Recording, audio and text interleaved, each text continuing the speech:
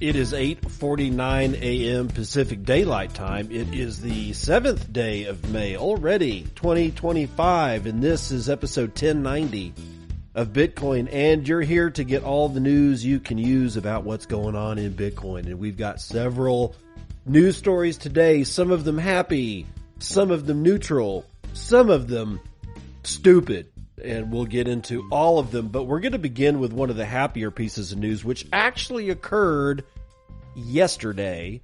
And in yesterday's show, I told you about stupid when the Arizona governor decided that she was going to veto the strategic Bitcoin reserve bill for her state. And apparently one of those bills is still alive. I made a mistake on that. I said both of them are dead, but one of them has yet to be acted upon, I guess, by the governor, because as far as I knew, both of those bills had passed all committees, House and Senate at the state level. And one of them, the actual one that was specifically set up to start a Bitcoin strategic reserve, was vetoed. But New Hampshire seems to have gotten it right, because the New Hampshire governor has signed their crypto reserve bill into law. And Turner Wright from Cointelegraph is going to kick off the day for us with New Hampshire becoming the first U.S. state to allow its government to invest in cryptocurrencies, including Bitcoin, after Governor Kelly Ayotte signed a bill passed by the legislature into law. In a May 6th notice, Ayotte announced on social media that New Hampshire would be permitted to invest in cryptocurrency and precious metals through a bill passed in the state Senate and House of Representatives. House Bill 302, introduced in New Hampshire in January, will allow the state's treasury to use funds to invest in cryptocurrencies with a market capitalization of more than $500 billion, eliminating most tokens and almost all meme coins.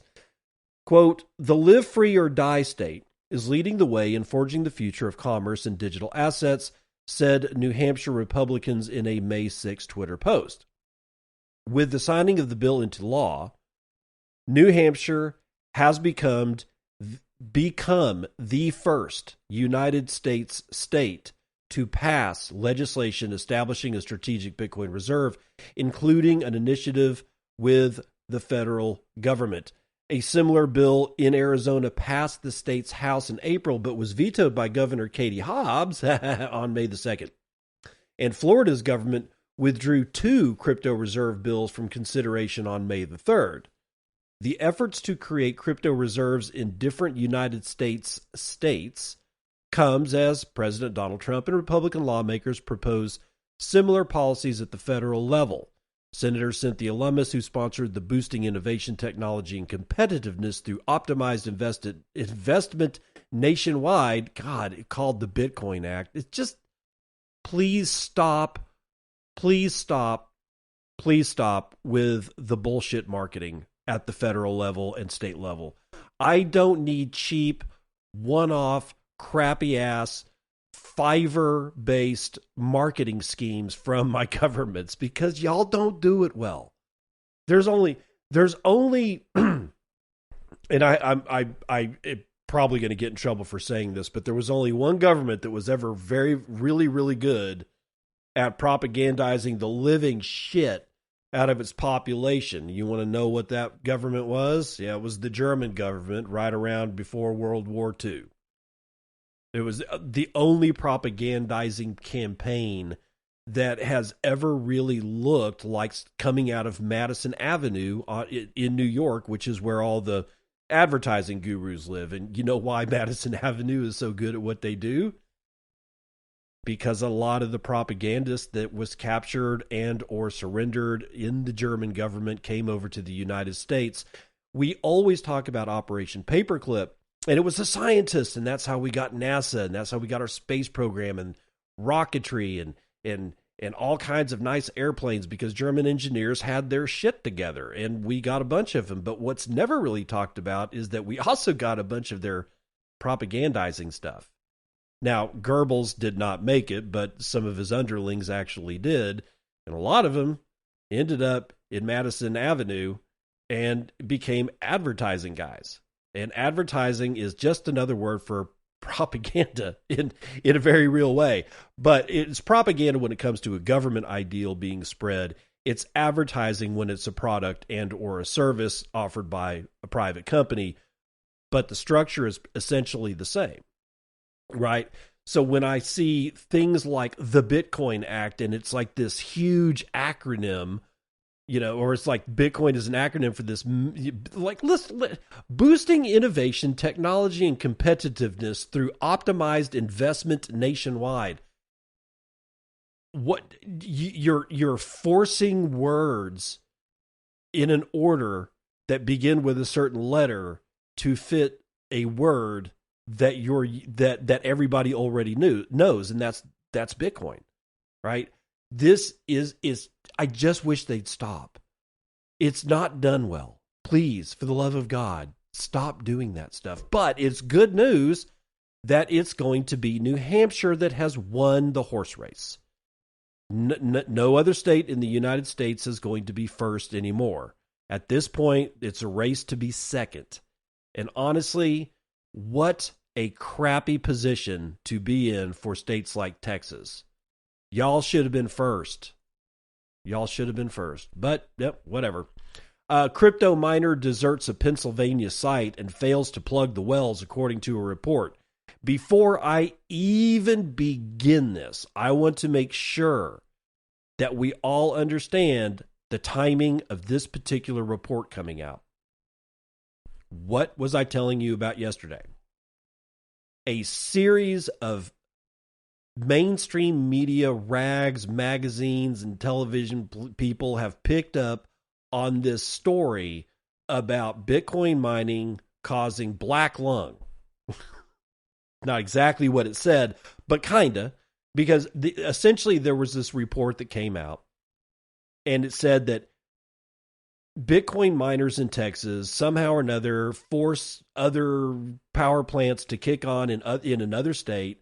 And when that happens, downwind particulate matter go to another state and get people sick over there, right? Through the particulate matter. That's why I picked on black lung. And it's a crappy report. It's filled with inaccuracies, and it doesn't really actually work.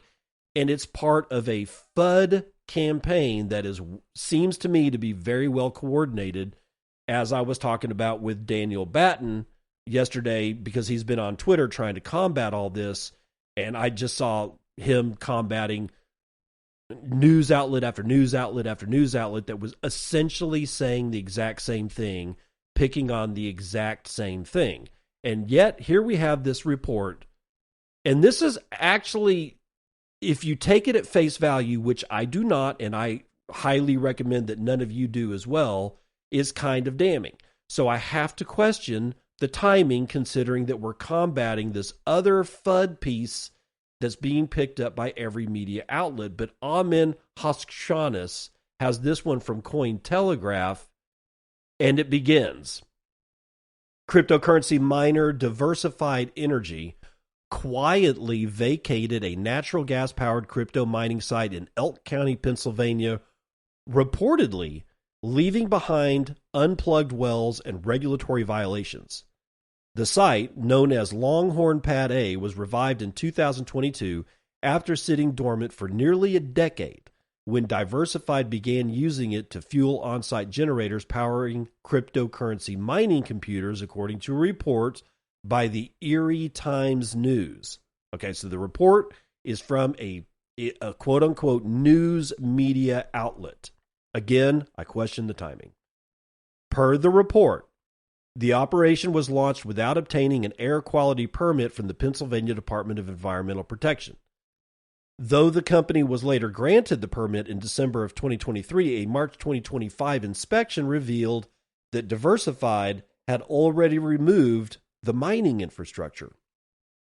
Empty metallic sheds and missing production equipment led the DEP to issue a formal violation notice for well abandonment. Diversified reportedly denied that the site was abandoned, saying that it may resume gas production. However, the DEP and environmental advocates say the company has failed to meet its obligations. Under a 2021 agreement, Diversified had committed to plugging Longhorn A and 13 other wells at the end of their operational life, an obligation that it has reportedly not fulfilled. Environmentalists have long raised concerns about Diversified's business model, which involves acquiring aging, low-producing wells and extracting remaining value without sufficient plans for decommissioning. Plugging a single well can cost over $100,000, and Pennsylvania already has over 350,000 orphaned and abandoned wells, making the stakes particularly high. I got to pause right there. Yes, plugging a single well can cost well over $100,000. I get that. But 350,000 orphaned and abandoned wells in Pennsylvania seems like a little high of a number to me. I was raised in the oil and gas industry. I mean, it's like that's what my daddy did. I was out on oil fields when I was 8 years old. All right, and 350,000 orphaned and abandoned wells, that number seems a little high for something like Pennsylvania. And then it says making the stakes particularly high. Well, what the stakes for what? The stakes for the Pennsylvania Department of Environmental Protection, or the fact that it cost $100,000 to plug a single well, and that makes the stakes particularly high for Diversified. See, it's not clear. And this is one of the clues, the little pieces of the little breadcrumbs of evidence that's left behind that leads me to believe that this just may be a bullshit report that goes along to attach with all the other FUD that's coming out, because we see this we see this cyclically, right? Remember the whole Greenpeace USA thing and their green skull of death with the whole, nuclear power plant cooling towers coming out of its head. There was a whole raft of FUD that we had to combat, and then it just went away. And then it comes back, and then it goes away, and then it comes back. And here we are today, right? It is a rinse and repeat cycle that is never going to end. So I have a high suspicion that this particular report is a well-timed addition to what's going on with this Guardian report that came out a few days ago that Daniel Batten was talking about. Anyway, a 2022 report labeled the company's approach a business model to fail Appalachia, warning that taxpayers could be left footing the bill for thousands of unplugged wells. Okay, again, how many wells? There's 13 wells that Diversified is apparently responsible for, according to this particular agreement. So who's the thousands of unplugged wells? Who's responsible for that? Are there thousands of unplugged wells that have been abandoned by Bitcoin miners or cryptocurrency miners? See, again, another breadcrumb. Diversified recently agreed to plug 3,000 wells by 2034 in a separate legal settlement, but continues to face regulatory scrutiny, including a probe by the U.S. House Committee on Energy and Commerce. Well, 3,000 doesn't, I don't know. Yes, technically it's thousands of wells. But when you say thousands of wells, people automatically think 9,000, 9,500, 8,000. But again, I'm not certain that Diversified, if Diversified is only a Bitcoin mining structure, I'm not sure that they were going to actually ever use 3,000 separate wellheads, especially if they had already been abandoned or were in such low production capacity. Nothing about this actually makes a whole lot of sense. Again, another breadcrumb here. Horton Township officials, where the Longhorn site is located, say they've received no updates from the company. Local supervisor P.J. Piccirillo told the Erie Times News that generators and tanks were removed without notice. Quote, "All we know is that the property seems to have been abandoned." On April the 25th, The Planning Commission of Vilnoya, Arkansas, unanimously rejected a proposal to establish a cryptocurrency mining facility within the city limits following opposition from residents. And in January, Arkansas lawmakers introduced a bill that would ban crypto mining operations within 30 miles from any U.S. military facility in the state. The opposition to crypto miners in Arkansas follows a broader trend across U.S. municipalities where crypto mining initiatives have faced increasing scrutiny. And in October of 2024, a group of residents in Granbury, Texas, filed lawsuits against Marathon Digital alleging that its mining facility generated too much noise. Yeah, I remember that one. Look, guys, that's the end of the article, but there's something about what's going on here with Diversified that, in this particular media story, that it kind of just doesn't make a lot of sense. There's a lot of loose ends here, and it just doesn't make any sense. But the timing of the release of this particular report has me, a little, not on edge, but I find this dubious. The timing is dubious at best. Now we're going to get into the stupid. Yeah, you're like, that was stupid. No, that was neutral. And I hate to say it, but this is stupid. And the reason I hate to say it is because it's Strike. Jack Maller's Strike launches Bitcoin-backed loans for eligible United States customers. Yeah, I know. I told you about it yesterday. But I also said that I didn't know anything about the loan parameters. Well, now we do, and they kind of frickin' suck. Oscar Perez from Bitcoin Magazine. Strike has unveiled one of its most powerful and innovative features to date, Bitcoin-backed loans. For the first time, eligible users in select United States states can borrow cash against their Bitcoin holdings without having to sell their cryptocurrency. This option allows individuals to access liquidity without losing long-term exposure to Bitcoin's price appreciation. Okay, so here it is. Buckle up. Here's the parameters. The loans range from a low of $75,000 to a high of $2 million, offering flexible terms of up to 12 months. So let's stop right there and talk about this. Do you need a loan for $25,000 and have enough Bitcoin to cover it? Too freaking bad. You're not getting one from Strike. Do you need $35,000, $45,000? How about $50,000 to do a full renovation on not only your kitchen and your mudroom, but to build a nice outdoor kitchen and porch sitting area outside of your house? $50,000 would go a long way to do that, wouldn't it? Well, too bad you're not getting it from Strike. Unless you are prepared to borrow a minimum of $75,000, you can kiss Strike goodbye. And who would want this? Interest rates start at 12% annual percentage rate, APR. 12%. 12%. Double-digit interest on your $75,000 loan against the most pristine backing you will ever have as collateral. 12%. Strike proudly offers these loans with no origination fees, oh joy, making the service more attractive compared to many traditional lending options.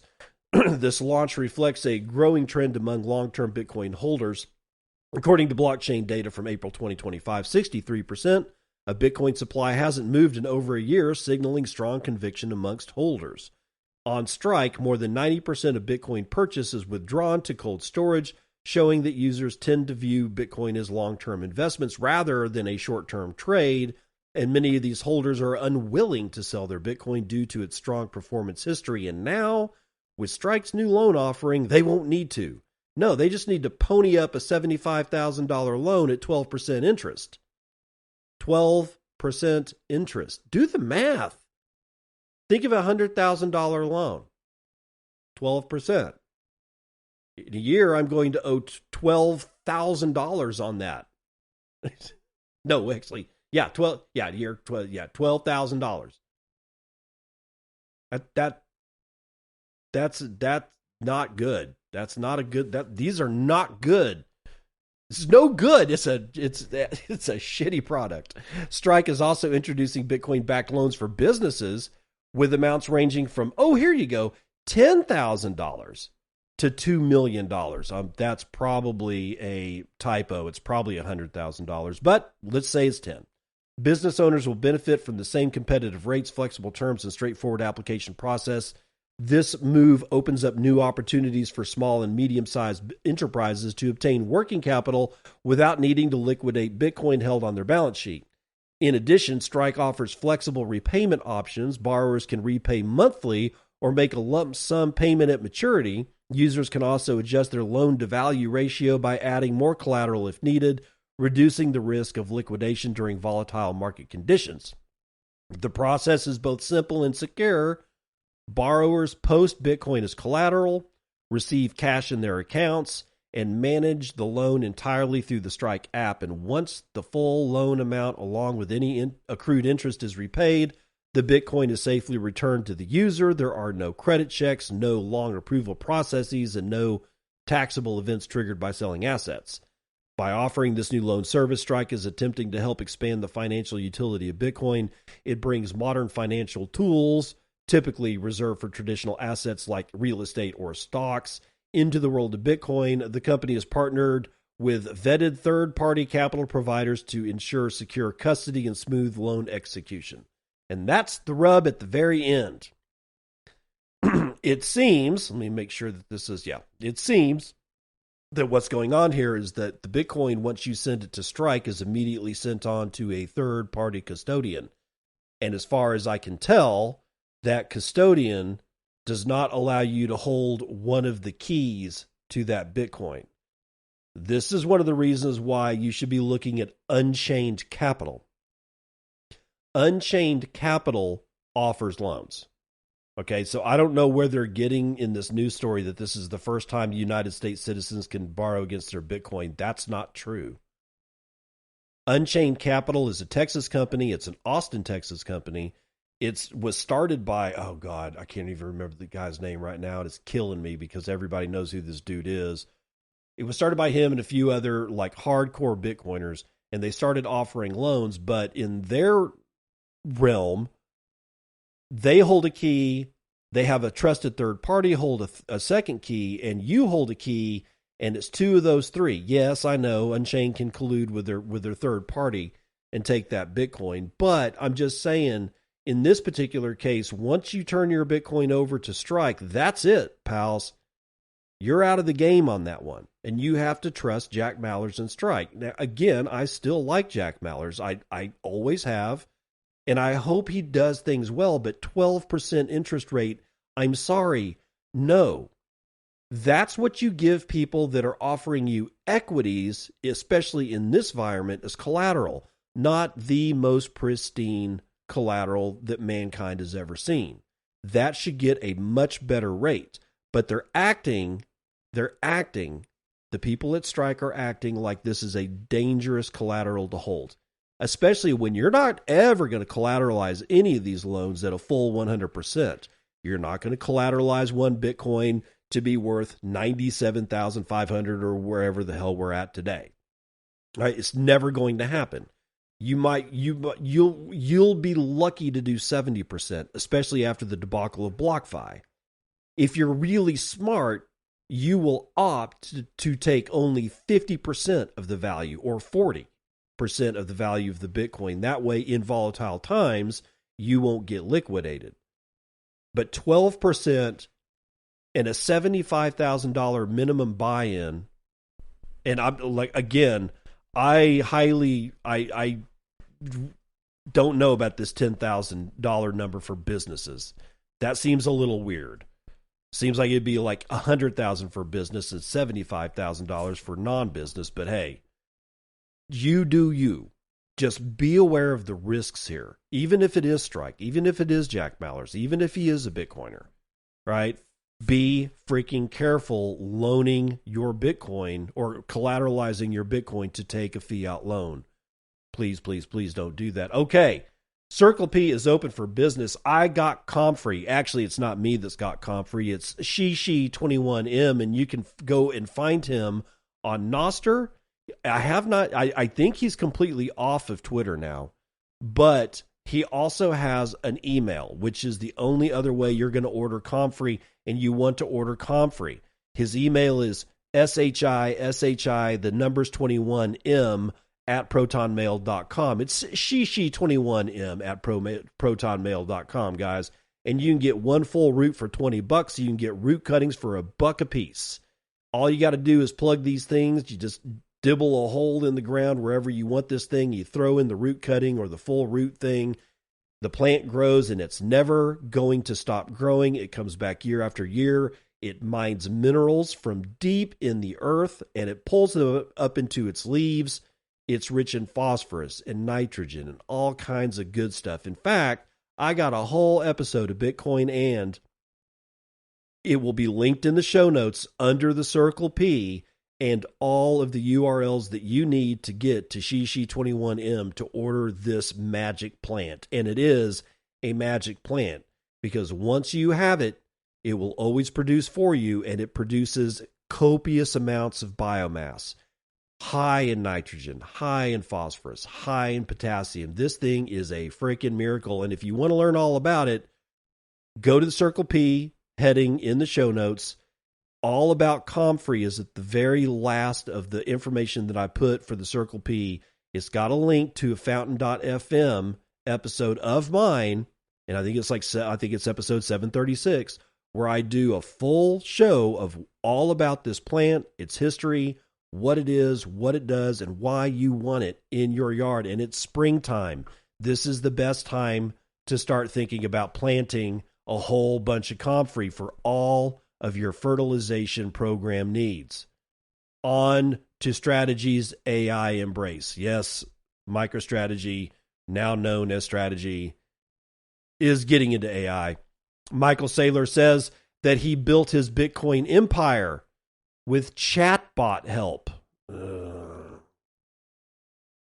Okay. I almost don't want to read this, but let's see how close to the lunatic fire we really are with this whole strategy thing. This is from Jose Antonio Lanz out of decrypt.co. We already know strategy is going all in Bitcoin, and now it's giving space to Wall Street's favorite new buzzword, AI. And during the company's Strategy World event, founder and executive chairman Michael Saylor explained how AI helped engineer innovative financial products that powered its Bitcoin treasury, which now holds a staggering $52 billion worth, a more than 200x increase from its $250 million starting stake 5 years ago. The AI workflow evolved from basic text editing to sophisticated financial modeling. When developing novel financial products, Saylor said that he would use AI to analyze sources and make decisions. Quote, I would put this chat in deep research mode and I would grind it. And it would grind through 50 sources and work for 15 minutes and come back, Saylor said during a conversation with Strategy CEO Phong Le. Quote, it doesn't necessarily give me the answer that I can immediately act on, but it gives me somewhere between 80% and 95% of what I need. The company, formerly known as MicroStrategy, has seen its stock price skyrocket since adopting what Saylor calls the Bitcoin standard era beginning August the 10th, 2020. This performance has outpaced all S&P 500 companies. Repeat, outpaced all S&P 500 companies, even topping NVIDIA during the exact same period. This, Saylor explains, could not have been possible without the help of AI. Strategy's AI-powered approach wasn't just for information gathering. Saylor revealed that his company's financing structures, specifically its convertible preferred stock products named Strife and Strike, were designed with artificial intelligence. Quote, a lot of our innovative capital markets, things like Strike and Strife, we had to fight through all sorts of complicated legal issues, complicated financial issues. We did a convertible preferred stock. It had never been done before. We listed it on NASDAQ. It had never been done before, Saylor said. Strategy's perpetual strike preferred stock and perpetual strife preferred stock are stock offerings launched early this year to raise capital primarily for Bitcoin acquisitions. Strike offers a 8% dividend payable in cash or MSTR stock and is convertible into Strategy's common stock, whereas Strife is non-convertible and prioritizes stability for fixed income. This approach allowed Strategy to imagine financial innovations that traditional thinking couldn't produce. Quote, "Those two preferred stocks, Strife and Strike, are the first artificial intelligence design securities that I know of, certainly in our industry." Saylor said his larger philosophy connects digital intelligence, digital property, and what he calls digital capital, aka Bitcoin. Quote, "Companies are going to create extraordinary products, extraordinary services. There's going to be a 100x increase in productivity. If you're a corporation, if you're a private sector, if you're a capitalist, what are you going to do with that capital? You're going to roll it into Bitcoin." End quote. He sketched a vision where AI and Bitcoin naturally complement each other.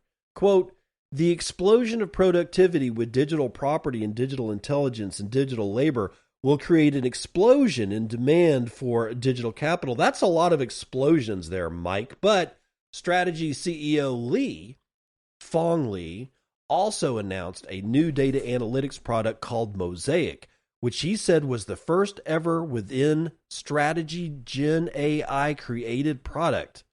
Strategy Gen AI created product. Within Strategy Gen AI. It sounds like they're announcing a new service to me. Hopefully I'll remember to come back to that thought. Anyway, it's designed to change the way companies handle their data, solving problems with generative AI. He framed Mosaic as doing for data what Bitcoin does for capital, freeing it from middlemen and giving control back to the creators. The product promises to eliminate lengthy data warehouse implementations and allow companies to access their information in real time without transferring control to third parties. Quote, "What you own should be yours. It's your data. Don't give AI companies the rights to go train an AI with your data. And if you want them to do so, sell your data. In fact, that's a great way to make money." Oh boy. The message to other companies considering similar transformations: think outside the box. Quote, "Consensus thinking won't result in success in a world of 400 million competitive companies." Talk about burying the lead. Okay, well, they didn't really bury the lead, but it's okay. There's two major points in this thing that we need to really talk about here. And one is the fact that Saylor and crew says, they haven't proven it, but they say, so I'll just go ahead and trust them just to get through this, that they produced the products Strife and Strike, the preferred stock offerings, with AI. Okay. It's not that it's mind-boggling as much as, did you really need AI to do that? You really didn't come up with 8% stock offering. You've been selling debt for 5 years. I mean, it's just like, holy shit, dude. It doesn't seem like you need AI to say, hey, I think it'd be a good idea to create shit out of thin air, sell it as debt, and we use the money to buy this other thing that makes more money than the debt is actually worth and what the interest rate on that debt is actually going to be. This does not seem like a stretch that I need AI for. That's not what I'm concerned about here. It's this announcement of what was the name of it? Hold on, it's back up here. Strategy's CEO Fong Li announced a new data analytics product called Mosaic, the first ever within Strategy Gen AI created product. That's a terrible sentence. But so now what they're announcing is this product called Mosaic. Now remember what Strategy was before they did all this. They were a business analytics company. They wrote software to analyze data for businesses. I don't know what kind of businesses. Maybe it's Morton Thiokol. Maybe it's, I don't know, Wendy's hamburgers. I don't care. It's business data. What's your revenue? What's your outflow? What, how many employees do you have? What's their benefit package? And you crunch all those numbers together, and maybe it gives you some kind of like business intelligence about maybe what you can add or what you can subtract or what you might want to change. It was business analytics, and they basically followed exactly what I said was going to happen after they started getting into this whole Bitcoin thing, is that they were going to dump out of that business altogether. And then they did. They basically abandoned all of their business analytics stuff, and we can tell by their revenue numbers that are coming out of Strategy, which are dismal. If it wasn't for Bitcoin, this company would just implode. Their revenue numbers for the last quarters are just terrible compared to what they've always done. Yet their stock prices is inversely proportional to what their revenue numbers are showing, right? So, and it's all because of Bitcoin. So it didn't really matter that they were abandoning their business analytics. But apparently, throughout all this time, they've been developing this new product, business analytics coupled with artificial intelligence. So here's my new prediction. They roll this out. It works. It's wildly successful. Their revenue numbers skyrocket. They don't sell their Bitcoin, and Strategy becomes one of the most important companies on the planet, whether you like it or not. Let's run the numbers.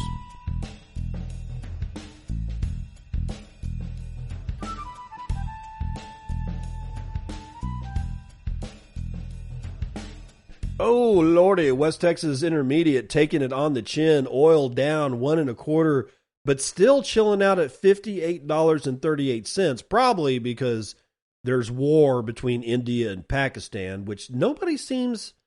I would have thought very much that I would see a lot more about this whole India-Pakistan fracas than I'm actually seeing, but it took hours for it to trend on Twitter.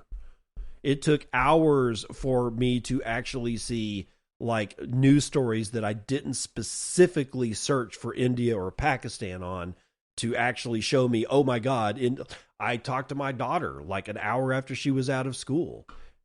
She has a cell phone. She knew nothing about it.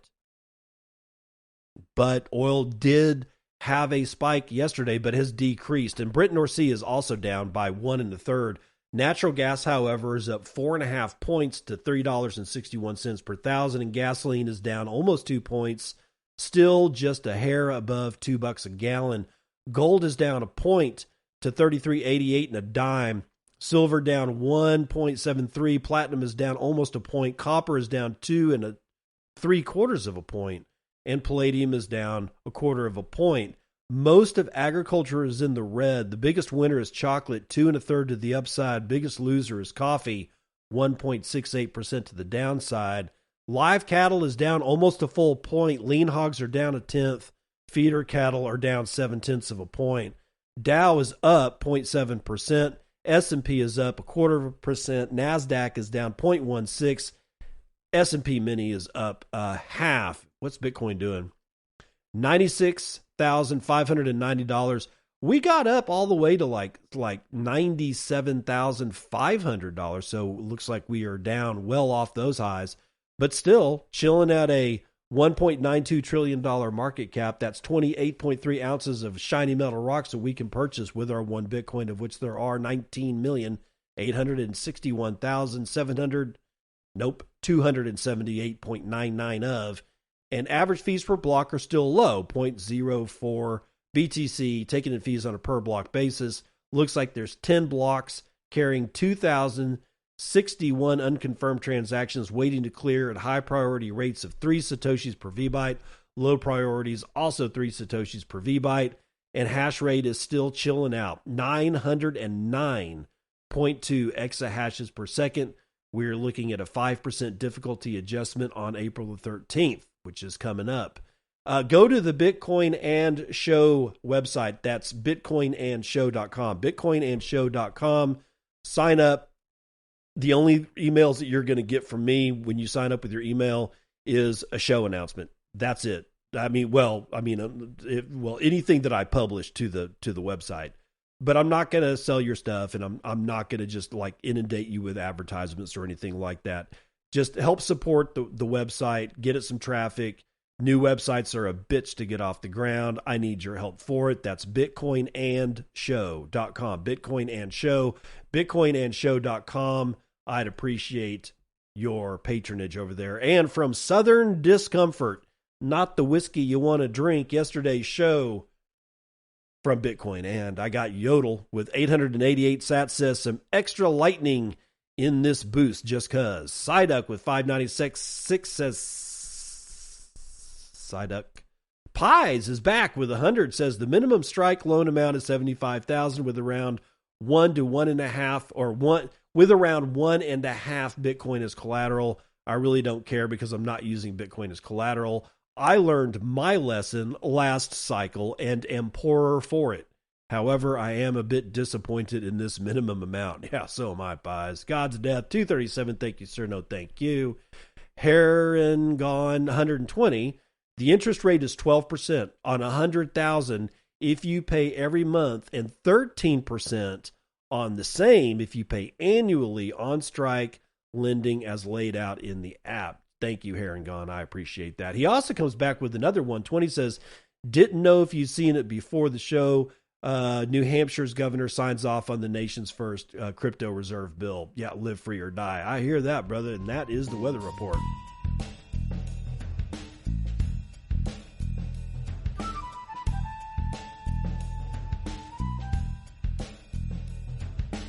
Welcome to part 2 of the news you can use. Okay, so op return in the news.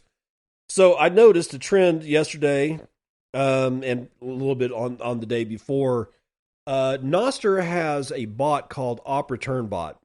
And if somebody had put an op return in any of the transactions that got mined in a block, the op return is actually able to see that. And then the op return bot, yes, it sees it and it puts it into a Nostr note. There's also one for Twitter, and it tells you what's in the op return line. I started seeing a whole bunch of them. I mean, a whole bunch of them. And I mean, when I mean a whole bunch of them, I had to turn op return bot off on Nostr because it was just spamming my feed. That's what we're talking about. And they have not, the guys at Core have not released the new update to Bitcoin Core, which will have the op return limit lifted completely. Like there's not going to be a limit on it at all, apparently. So what was in those op returns? BC1 Bitcoin wallet addresses, all of them different, and some other information. I still am not exactly sure what they were, but it seems like each one of these was somehow putting 1,000 Satoshis,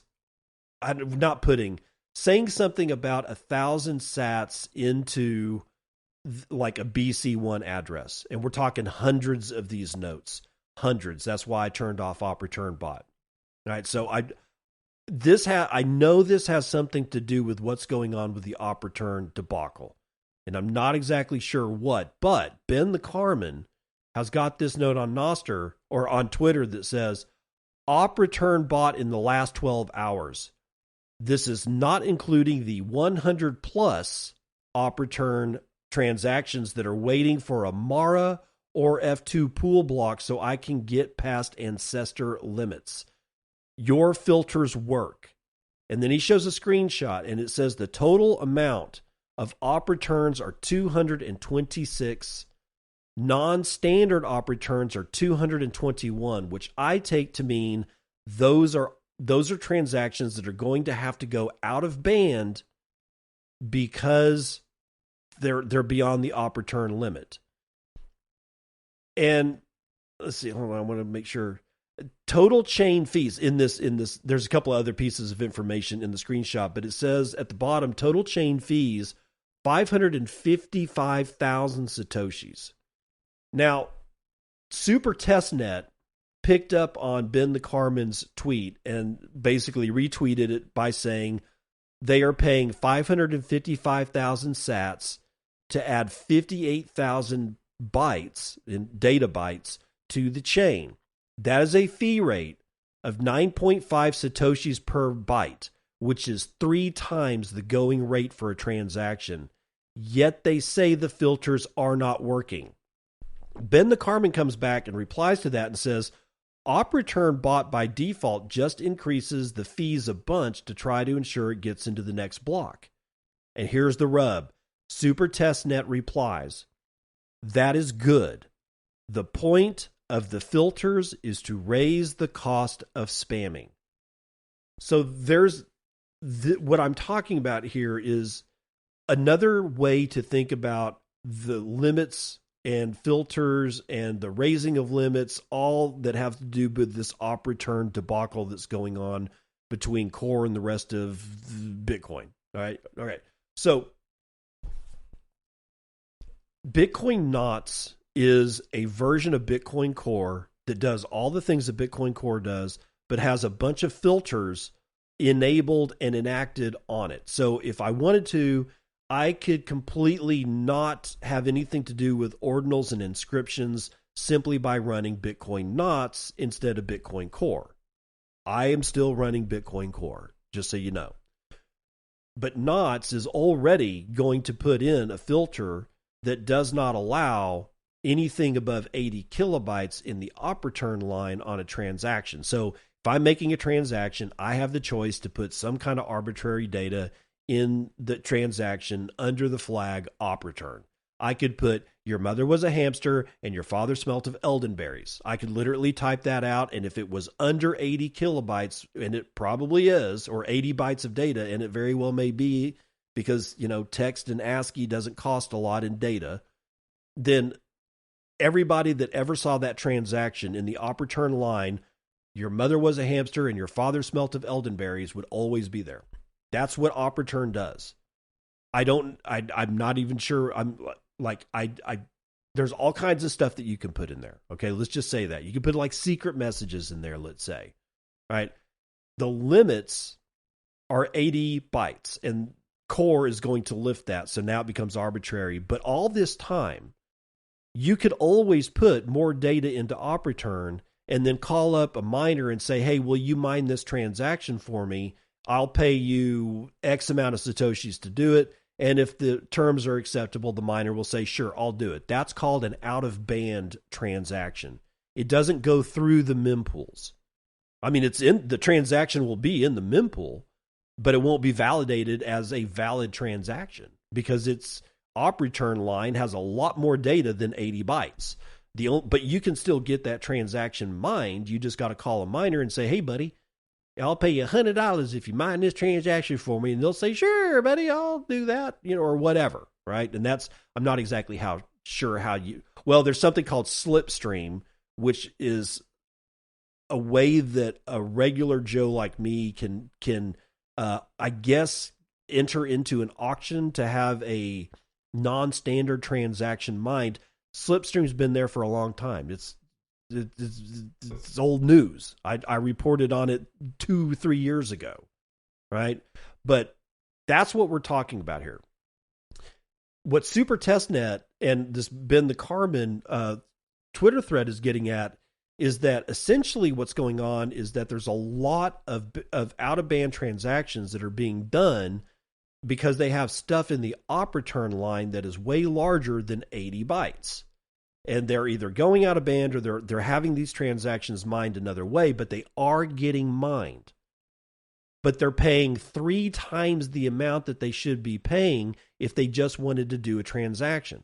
So if you're of the mind that these, because there's so much data in the op return line, that they're automatic spam, then the spammer, in however you want to look at it, because maybe it's not spam, maybe it's an important message in op return, I don't know, but they're paying 3 times as much for it. And SuperTestNet is basically saying these guys that we consider spammers are paying through the nose to have these transactions mined. And the only reason that they're able to have to do it, to have to pay 3 times more, is because the filters that everybody's using actually work and force people to go out of band. But I don't think that that's actually going to start happening when a whole bunch of people aren't running filters and the op return limit is lifted. And those transactions will be in the mempool. And people who aren't running any filters whatsoever, and I'm not running any filters whatsoever right now, they'll be in my mempool. I mean, I might turn on a filter. I don't know yet. I'm not exactly sure what I should do. I'm just going to lay back and let the dust settle. But what I want to what I want to really bring home here is that it's not going to matter either way. These transactions are going to get mined no matter what we do. No matter what Core does. No matter what you want. No matter what Core wants. No matter what the guy behind Bitcoin Knots wants, and that's Luke Dasher. It doesn't matter what Ocean Pool wants. It doesn't matter what Mara Pool wants. It doesn't matter what F2 Pool wants. Bitcoin is going to Bitcoin whether you like it or not, whether you like what's in the transaction or not. Wasting your energy, being mad about something that potentially we don't fully understand is a waste of your neural and metabolic energy. You don't have to be mad. Just watch, wait, and see. What we really need to be looking at is shit like this. Trump-backed USD1, the stablecoin from the World Liberty Financial, is now the 7th largest stablecoin worldwide already. This concerns me. Helen Part's Cointelegraph. And even if it does concern me, it's not going to matter. I can't do shit about it. But USD1, the US dollar stablecoin launched by Trump-backed World Liberty Financial, has become the 7th largest stablecoin worldwide in just 2 months since its launch. 2 months. USD1 has become the 7th largest stablecoin. WLFI snapshot vote for a USD1 airdrop proposal is underway, and USD1's market capitalization has continued to climb. Launched in early May with a $3.5 million supply. We're talking millions, like 3.5 million. It's a drop in a bucket, a very large bucket. USD1 has expanded into a market cap of $2.2 billion at the time of writing. So from $3.1 million to $2.2 billion with a B dollars in 2 months, leaving rival stablecoin, First Digital USD, PayPal USD, and Tether Gold behind, according to data from CoinGecko. In fact, at number 7, Tether Gold, PayPal USD, and First Digital USD, those come up numbers 8, 9, and 10 by market cap of how much value their stablecoins have. I cannot believe that we went from $3.5 million to $2.2 billion in 2 months on a Trump-backed stablecoin. I'm telling you, it's going to be a stablecoin free-for-all. It's going to be a stablecoin jubilee. Stablecoin. Everybody was all about ICOs. They were all about altcoins. They were all about meme coins and inscriptions and ordinals and NFTs and fucking Ethereum rocks. And now, stablecoins. Although rising fast, the USD1 market cap is still far from the market value of majors like Tether's USDT and USDC. Trump-backed USD1 is almost exclusively issued on the Binance-backed BNB chain, according to data from BSC Scan. As much as $2.1 billion of all USD1 supply is issued on BNB chain, accounting for more than 99% of its total circulating supply, while an Ethereum-based version accounts for a piddly-ass $14.5 million, according to Etherscan. USD1's latest market spike was sharp, jumping 1,540%, from $128 million to $2.1 billion within 2 days in late April. Do I need to say that again? Let's do it. A 1,500% gain from $128 million to $2.1 billion within 2 days, 48 hours, according to CoinGecko. The spike came days before Eric Trump announced that Abu Dhabi-based investment firm MGX would use the USD1 to invest $2 billion into Binance. As USD1's market cap spiked, some centralized exchanges rushed to list the Trump-backed stablecoin HTX, a crypto exchange closely associated with Tron founder Justin Sun and formerly known as Huobi, announced the listing of USD1 with permanent zero-fee withdrawals on the BEP20 network on May the 6th. According to websites like CoinGecko, HTX was one of the first centralized exchanges to list USD1, and the token is primarily available on decentralized exchanges, including PancakeSwap and Uniswap. Jesus Christ, we're going back to the summer of 2022 when SushiSwap came around. My God. It's just, this is going to compromise Orange, man. I swear to God. While the WLFI community has been voting on the USD1 airdrop, some reports suggested that WLFI investment is mainly coming from outside the United States.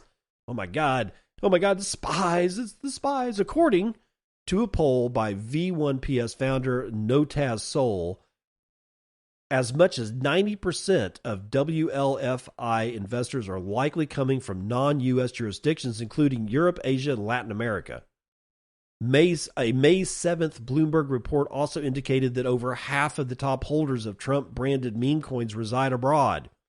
The USD1 stablecoin's growth lines up with Trump's pro-stablecoin agenda announced in his executive order on strengthening American leadership in digital financial technology in January. While WLFI has been closely associated with Binance, both Trump and Binance have repeatedly denied and criticized reports suggesting any links or deals between the parties. It's not going to matter. This just looks bad.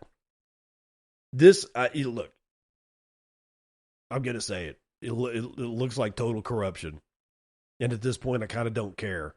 My entire life has been lived under the guise or under the shadow of complete and total worldwide corruption in the highest echelons of power and wealth. What do I care if Orange Man gets in on the fucking deal? At this point, I'm so tired, it's not even funny. But if I was an advisor to the Trump camp, I'd be saying, what are you doing? Are you stupid? You do realize that they are going to come after you with pitchforks and torches and barrels of tar and pillows full of frickin' down feathers, and they're going to run your ass out on a rail. And it's just like, it's either like it's one of three things. He doesn't give a shit. He's stupid, he's stupid and he doesn't realize what he's doing, and I don't think that's true forever. Or he knows something he knows something he's not going to get in trouble. It's one of those three, because when you put your feet this close to that fire, in the position that you're in, you're going to get hosed. You have enemies. I mean, a lot of enemies. There's a lot of people that hate Orange Man, right? And they are not without power themselves. So what's the deal? 128 million to 2.1 billion in 48 hours of market cap? Are you fucking shitting me? And there's nothing to see here? Sorry, man. There's something to see here. I don't know what it is, but there's something to see here. Let's move on. Sorry, I had to drink some coffee there because I'm just kind of like flabbergasted that these guys, they just don't give a shit. It's probably because they're going to get so ridiculously wealthy on this crap that it's not even funny. But they're already rich. So I don't get it. Is it a disease where you just have to collect billions of dollars? That once you get your first billion, you just can't stop? It's like, is it like Lay's potato chips? You can't eat just one. You can't get just $1 million. You got to get, the whole bag. I don't know, man. It just amazes me. But Revolut is the good news, is some of the good news for the day. They are rolling out Bitcoin Lightning payments for European users through Lightspark. And this is written by Christian Sandor. Digital bank Revolut is working with Lightspark to roll out Bitcoin transactions on Lightning Network to customers in the UK and select countries in the European Economic Area. The feature aims to cut transaction fees and payment processing time for crypto users, Lightspark said in a post. The Lightning Network is a layer 2 system built on top of Bitcoin that allows near-instant, low-fee transactions, and by connecting the network through Lightspark, Revolut users will be able to circumvent the congestion and high fees of the base blockchain to send BTC even faster. And here, the whole thing is, Revolut is a massive digital bank. It's like 50 million users. Right, 50 million users are being onboarded to the Lightning Network. It was just like last month that I was telling you about another company, and I can't remember who it was, that also has something like I think Latin American. They have like 46 million users, and they're all being exposed to the Lightning Network. Nothing stops this train. Even Metaplanet bought more Bitcoin just yesterday, and it was Monday, I believe, that I told you about them buying Bitcoin on Friday. And they've bought some more. Vismaya V from Decrypt says that Metaplanet buys more Bitcoin amid easing United States-China trade tensions. Yes, it looks like that little thing might be warming up a little bit or cooling down, depending. But it seems like some people from Trump and China seems like they might want to actually talk this shit out, because I think they're getting tired of this crap. But Japan's Metaplanet added yet another 555 Bitcoin to its treasury late Tuesday, right as China confirmed that it would resume trade talks with the United States while laying out firm conditions for engagement and warning against coercive and blackmailing tactics. Honestly, that's all we need to know, is that Metaplanet bought more Bitcoin the minute that China kind of cooled their heels a little bit and said, okay, we'll tell you what, we'll come talk. Honestly, I really want this shit to be over. But we've got one more for the day. A company called Thumbs Up Media ups shelf to $500 million to fuel its own Bitcoin treasury push. I've never heard of Thumbs Up Media. Please, Jenna Montgomery, tell me more about it from Bitcoin Magazine. Thumbs Up Media Corporation has filed an amendment to its shelf registration on Form S-3 with the Securities and Exchange Commission, increasing the maximum offering amount from $200 million to $500 million. The move signals a significant ramp-up of the company's dual mission, scaling its social media branding platform and growing its Bitcoin holdings. Again, never heard of this company. As of May the 5th, Thumbs Up holds 19.1 BTC. So they don't hold a whole lot. It's worth $1.8 million. But the company's board previously greenlit a bold treasury strategy allowing up to 90% of its liquid assets to be held in Bitcoin. This expanded registration gives Thumbs Up the flexibility to raise capital through multiple avenues, including common stock, preferred stock, warrants, debt securities, and units over the next 3 years. According to the company's filing, quote, "We view Bitcoin as a reliable store of value and a compelling investment." Oh, interesting. We believe it has unique characteristics as a scarce and finite asset that can serve as a reasonable inflation hedge and safe haven amid global instability. No securities are being sold at this time. However, any future offering under the registration will be detailed in a prospectus supplement filed with the SEC. The amended filing reaffirms Thumbs Up conviction in Bitcoin's long-term potential, drawing comparisons to gold. Quote, "Given our belief that Bitcoin is a comparable and possibly better store of value than gold, Bitcoin has the potential to approach or exceed the value of gold over time," the company stated. This development follows a broader shift in Thumbs Up's operational strategy. Since its NASDAQ listing back in October of 2024, so they haven't been around that long on the NASDAQ, the company has adopted Bitcoin as its primary treasury reserve asset and announced plans to offer payments in Bitcoin through its account specialist program. As Thumbs Up positions itself at the crossroads of digital marketing and digital currency, this expanded registration marks a strong signal of its future intentions. For investors and analysts tracking corporate Bitcoin adoption, Thumbs Up's latest filing is another example of publicly traded companies doubling down on BTC as its core financial strategy. But $1.8 million does not seem like like Thumbs Up is treating Bitcoin as its primary reserve asset, does it? So I don't know exactly what that means, but it is what it is. I need to look at something. Hold on. Thumbs. Do I have Thumbs Up? What I'm doing is I'm looking in my. I keep a. Let's see. I keep all of the transcripts of this podcast in my Obsidian vault. And then I'm able to search that vault. And I wanted to see if I had, there it is. I have talked about it before. Bitcoin and podcast episode number 1015. I said, let's see here. 2 publicly traded companies announced great big Bitcoin buys this week. Los Angeles-based social media marketing company Thumbs Up Media said on Tuesday that it purchased $1 million in Bitcoin, and that's its first foray into the token. So that was, what date was that? That was January. Yeah, January 9th, 2025. So at the very beginning of this year is when I talked about Thumbs Up.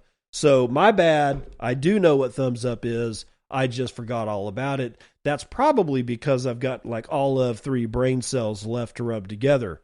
And I'm going to go do that while I see you on the other side. This has been Bitcoin and I'm your host, David Bennett. I hope you enjoyed today's episode and hope to see you again real soon. Have a great day.